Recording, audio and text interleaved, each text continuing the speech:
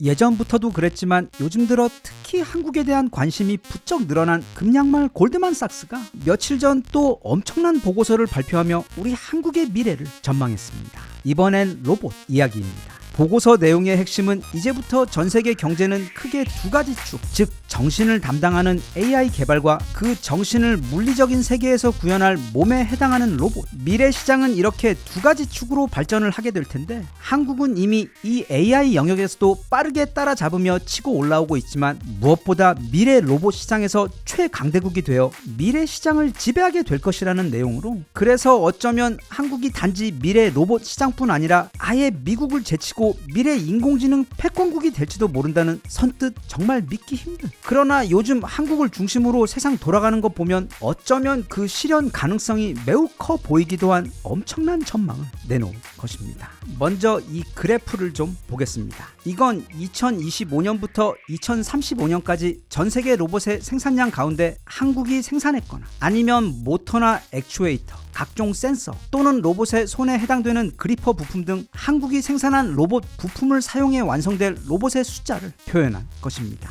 이 전망에 따르면 앞으로 10년 후인 2035년에는 전 세계에서 생산되는 모든 로봇들 가운데 무려 30%가 한국이 직접 생산하거나 적어도 한국산 부품을 사용하여 생산될 것이라는 뜻입니다. 30%라는 점유율은 사실 거의 독점에 가까운 수치입니다. 예를 들면 사실상 전 세계 인터넷을 독점하고 있고 챗 GPT와 함께 현재 전 세계 인공지능 시장을 나누어 독점하고 있는 구글의 제미나이의 경우 그 시장 점유율이 약 27.7%입니다. 제 친구 대시기와 이름이 비슷한 그 시끄럽던 중국의 딥시기의 경우 점유율이 채 2%가 되지 못하고, 마이크로소프트의 인공지능인 코파일럿 역시 점유율이 고작 3%대이며 지구 최강 천재 일론 머스크의 인공지능 회사인 그록의 점유율 또한 5%를 넘지 못하고 있습니다. 다시 말하면 이 인공지능 시장과 마찬가지로 전 세계 최강 최대 기업들이 군침을 흘리며 상한선이 없는 기록적인 돈을 쏟아부으며 경쟁하고 있는 그런 시장에서 10% 이상의 점유율을 가진다는 건 거의 불가능한 꿈의 수치인데, 이런 인공지능 시장의 거울과도 같은 미래 로봇 시장에서 우리나라는 불과 10년 만에 30%의 점유율을 장악하게 될 것이라는 게 이 보고서의 핵심입니다. 그리고 그 중심에는 바로 현대가 있습니다. 여기 그래프를 보면 지금부터 내후년까지는 아주 느리게 성장을 하다가 이제 2029년, 2030년부터는 엄청난 뒷심을 발휘하며 폭발적으로 성장해서 이후부터는 기하급수적으로 그래프가 천장을 뚫고 올라가게 되는 것을 볼 수 있습니다. 2035년쯤 되면 이제 다양한 로봇들이 우리들 삶 속에 곳곳에 들어와 있을 것이며, 그렇게 로봇과 함께 생활하는 것이 사람들에게도 자연스러운 일상이자 광경으로 자리 잡기 시작했을 즈음일 텐데, 그러니까 대부분의 식당들의 주방에서는 로봇들이 음식을 조리하고 있고, 병원과 요양원에서도 로봇들이 환자들을 돌보고 있으며, 가정에서도 로봇들이 청소를 하고 있을 것이고, 무엇보다 거의 모든 형태의 공장들에서는 우리가 상상할 수 있는 모든 작업들을 이제는 거의 다 로봇들이 수행하고 있을 것입니다. 이걸 다시 말하면 이 로봇은 엄청난 시장이라는 뜻입니다. 잘 생각해보면 부산 빼놓고 전 세계에 있는 모든 도시들은 전부 다 한 가지 기준을 중심으로 오늘날의 형태를 갖추게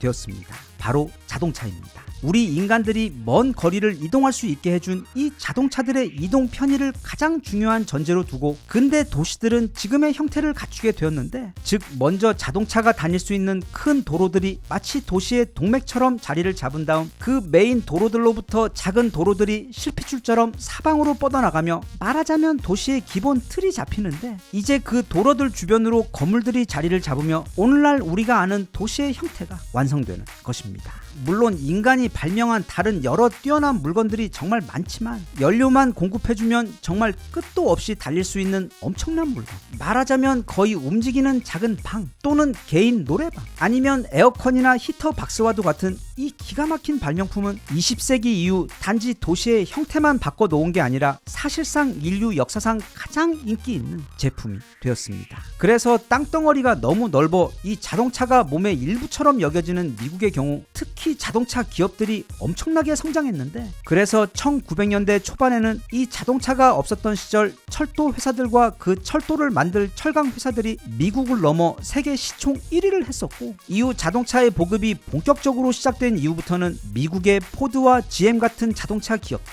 특히 그중 GM의 경우 1931년부터 미국을 대표하는 1위 기업이자 1955년부터 1980년대 초반까지는 아예 전 세계 1위 기업으로 군림했으며 이후 잠시 석유 회사들이 1위를 차지했다가 2000년대 이후 컴퓨터 시대가 도래하기 시작하자 그 세계 1위 자리를 IBM과 마이크로소프트 그리고 이후 애플과 엔비디아에게 차례대로 넘겨주며 세대 교체가 이루어졌지만 예를 들어 일본의 경우 자동차 회사인 토요타가 2000년대 이후부터 지금까지도 일본 경제 1위 기업으로 군림하고 있을 정도로 이 자동차 산업은 엄청나게 거대하고 강력한 산업입니다. 그런데 이제는 그 자동차 산업을 로봇이 대체할 예정입니다. 다시 말하면 미래 로봇 산업은 과거의 자동차 산업의 최신 버전 정도 되는 것인데 대신 도로 위에서만 달리던 그 자동차에 비해 적용 범위가 사실상 한계가 없는 이 로봇의 경우 게다가 또 이제는 인간보다 더 똑똑한 인공지능까지 탑재하여 거기에 다양한 몸까지 가지게 된 이 로봇의 경우 그 산업의 규모가 일부에서는 보수적으로 잡아도 오늘날 자동차 시장의 최소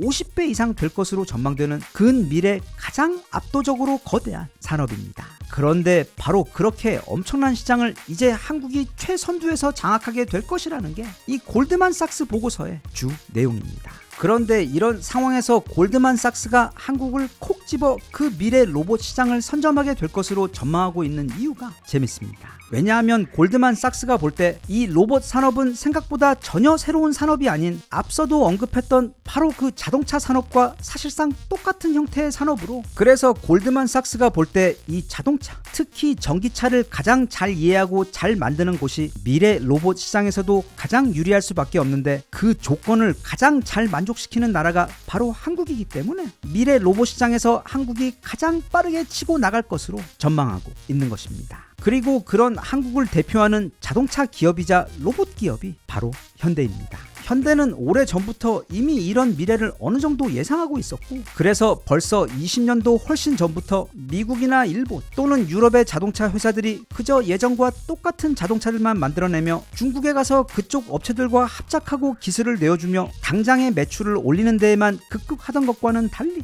누구보다 빨리 이 전기차 시장의 미래를 간파하고 일찍부터 독자적으로 전기차 기술을 개발해서 결국 오늘날에는 테슬라와 맞먹는 수준의 전기차 기술력을 갖추며 세계 최고의 전기차 회사가 된 것은 물론 지난 2021년 6월에는 아무도 예상하지 못했던 결정, 즉 미국의 로봇 기업인 보스턴 다이나믹스의 지분 가운데 무려 80%를 당시로서는 어마어마한 금액이었던 약 1조 원을 주고 인수를 하며 업계 안팎의 많은 사람들을 놀라게 했습니다. 그때는 아직 챗 GPT도 등장하기 전이고 특히 로봇에 대해서는 그냥 좀 신기한 장난감 정도로만 치부되고 있던 터라 많은 언론들도 현대가 이상한 결정을 내렸다며 우려를 했던 때였는데 참고로 지난 2006년에 구글은 유튜브라는 작은 회사를 16억 5천만 달러 무려 2조 원이 넘는 돈을 주고 인수를 했습니다. 그리고 그때도 주변 시장과 언론들도 그 결정에 대해 많은 의심과 우려를 나타냈는데 작년인 2025년 구글이 유튜브로 벌어들인 수익만 보면 그게 약 81조 원이 넘습니다. 다시 말하면 인수 가격의 약 40배 가까이 되는 수익을 단 한 해 동안에만 올리고 있을 정도로 당시 구글의 유튜브 인수는 미국 테크 산업 역사상 가장 성공적인 인수 결정이자 말 그대로 신의 한 수가 되어준 판단이었는데 현대가 보스턴 다이나믹스를 인수한 것도 지금 와서 보면 그것과 견줄 수 있을 만큼 이미 어마무시한 경제 효과를 만들어내고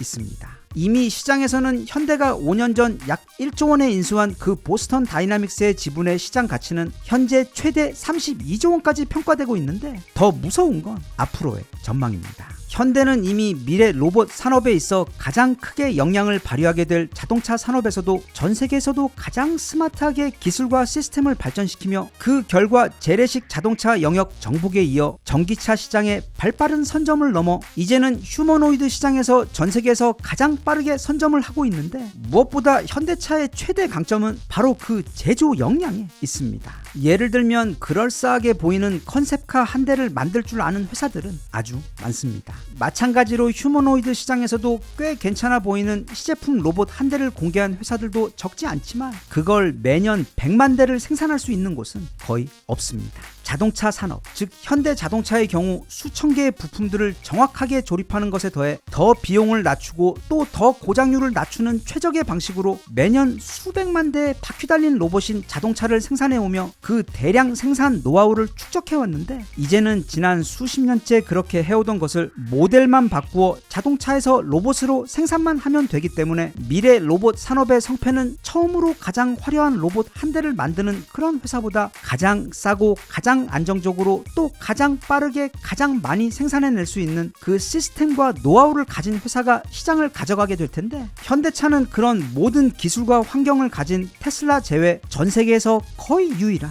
기업입니다. 그래서 아마 향후 10년 안에는 지금 32조 원으로 평가받고 있는 현대의 보스턴 다이나믹스 지분의 가치가 어쩌면 그 100배인 3,200조 원 이상의 경제 효과를 일으키며 현대를 영화 엘리시움에 나왔던 그 거대한 로봇 회사와도 같은 초대형 글로벌 기업으로 만들어줄지도 모를 상황입니다. 아무튼 또 이번에 우리 금양말에서 다시 한번 한국의 잠재력을 축혀 세워주면서 미래 로봇 시장을 한국이 지배하게 될 것이라고 전망해주고 있는데, 그래서 어쩌면 앞으로 대략 2-3년만 지나고 나면, 그래서 이제 인공지능도 지금보다 더 발전하고 또 그 인공지능을 두뇌로 장착한 휴머노이드 로봇 시장이 기하급수적인 성장을 시작하게 되면서 현대차가 지금의 삼성이나 SK 하이닉스와 같이 전 세계에서 가장 압도적인 가치를 가진 새 시대의 새로운 패권 기업이 되는 날을 보게 될지도 모르는데, 꼭 그렇게 되어서 삼성과 SK 하이닉스가 반도체 시장을, 그리고 현대차가 전 세계 로봇 시장을 장악하며 그렇게 전 세계 1, 2, 3위 기업들이